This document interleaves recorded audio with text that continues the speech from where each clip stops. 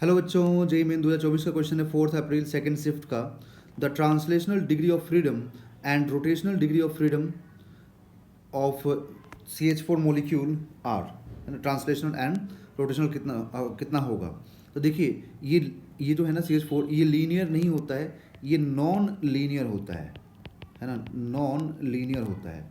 And non linear के case में देखिए, सबसे पहली बात कि ट्रांसलेशनल तो 3 होगा है ना, उसमें कोई डाउट नहीं है। बिकॉज ये एक्स में भी मतलब वाइब्रेट मूव करेगा, वाई में भी और जेड एक्सिस में भी। तो ट्रांसलेशनल 3 तो होगा, तीनों एक्सिस की वजह से। अब अगर CH4 की बात करेंगे ना, ठीक है, तो इसका स्ट्रक्चर मतलब इस टाइप का होता है। तो अब इसका जो रोटेशन होगा वो एक्स के अबाउट भी होगा, क्योंकि नॉन लीनियर है तो एक्स के अबाउट भी रोटेट करेगा।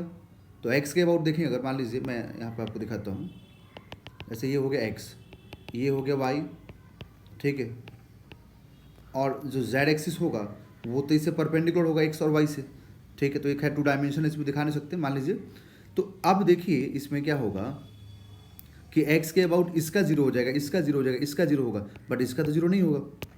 तो पूरे सिस्टम का तो जीरो नहीं हुआ मोमेंट ऑफ इनर्शिया, ठीक है, समझ में आया। तो रोटेशनल, तो फिर रोटेशनल काइनेटिक एनर्जी भी जीरो नहीं होगा, ठीक है। तो एक्स में मिल गया।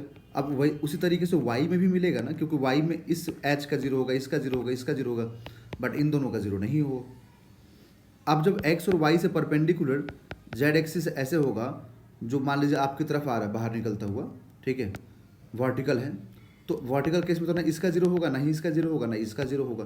तो यहाँ पर 3 ट्रांसलेशनल के अलावा 3 रोटेशनल भी मिल रहा है तीनों एक्सिस पे। तो अब टोटल कितना हो जाएगा, 6, 3 rotational and 3 translational. That is option number 3 is the right answer.